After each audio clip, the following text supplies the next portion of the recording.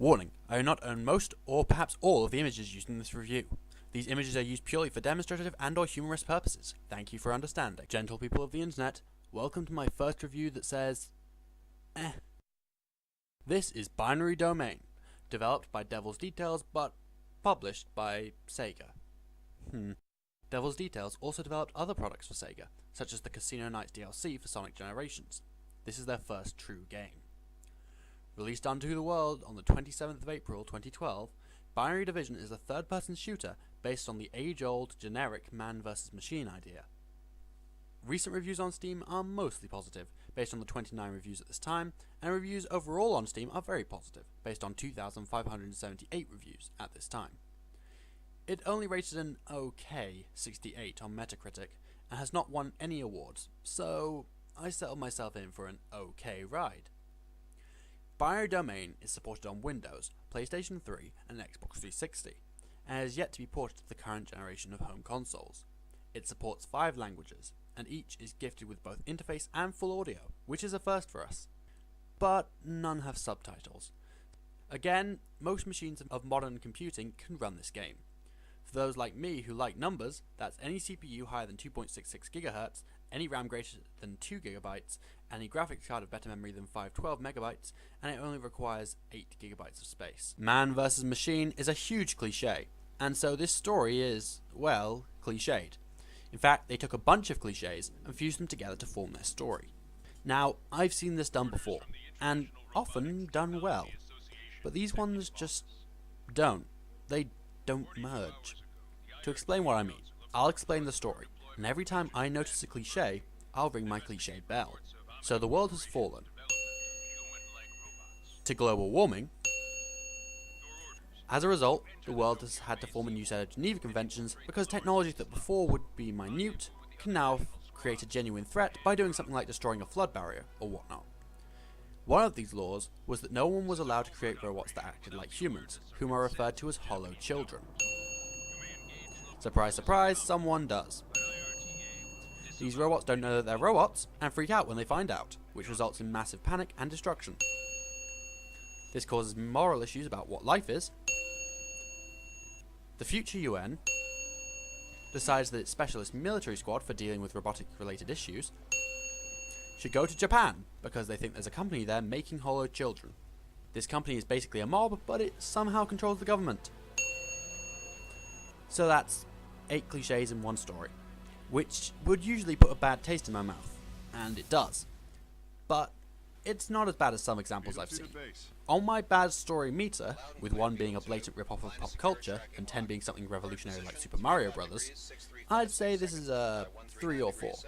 Not good, but not utterly awful. The 2 characters we're first introduced to are Dan and a soldier referred to on the menus as Big Bo. They are very stereotypical. It actually makes me slightly uncomfortable. Our avatar is Dan, which is okay I guess, but I honestly don't understand why the game doesn't let us choose.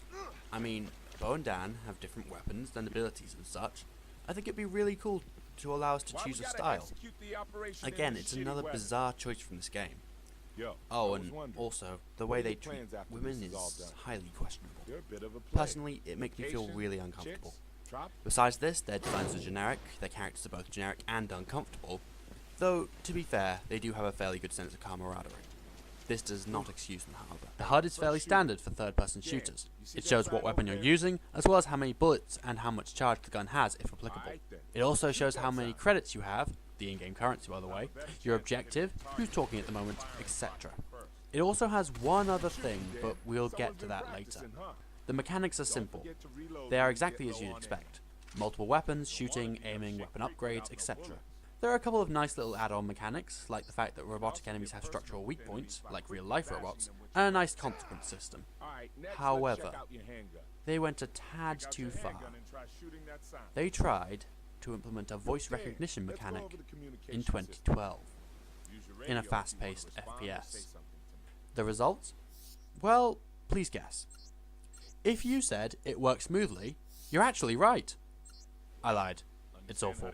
Its set of recognized words is too low. You have to talk perfectly calmly for it to pick you up at all. Even then, some words just don't seem to work.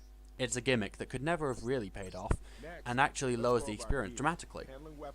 To be fair, the game has a perfectly workable difficulty curve to it, with new and different foes appearing over time, each harder than the last to defeat but with new weaknesses. It's okay. There are achievements in the game. This is our only palpable reward, aside from upgrading our weapons. Even progression in this game never really feels like a reward. To be fair, they did try by adding in the fact that Bo will compliment you sometimes, which is nice. A plus is the fact that the game has a nice tension to it. Very rarely do you feel safe in this game, and every time you do, you will only enjoy it for a little while. Very much how I'd expect an actual covert operation to feel. The environments are nice, quite gloomy, but they fit the atmosphere well, if generically. The music is entirely unremarkable, incredibly stock and generic.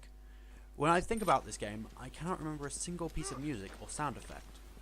The atmosphere of the game is fairly interesting though, to be fair, half tense and half morally questioning, but when you compare it to other titles out there, it just doesn't stand up. This game is not the best. It's flawed. Heavily flawed. Not the worst out there, but still about a light year from good. The voice mechanic is awful, and the characters are stock and uncomfortable. The game looked promising at first, but it flops in comparison to other options out there. For stuff like this done well, check out Deus Ex or even Mass Effect. Overall, unless it was given as a gift, I'd recommend avoiding it. If you do find it in your Steam library though, maybe give it a look, just to see its ideas and how they failed to execute them. Just don't expect to truly enjoy it. Overall, the game leaves you with a hollow feeling.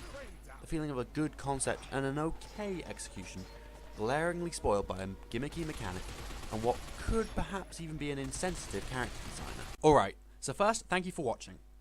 Please remember that you can use my email in the description to send me things, and if I use them, I will credit you in this section. Additionally, I now have a blog that I put my video transcripts into, so if you'd like to see my reviews in a different form, or know someone who can only enjoy it in that form, check that out in the description too. Okay, so moving on from that, I would like you guys to shoot a path to the subscribe button. If the quality remains steady, hit the like button, and use that comment section. Tell me what you liked about the video. If it's an ambush of low quality, well, the dislike button exists for that purpose. Any feedback is good feedback, as long as it's constructive.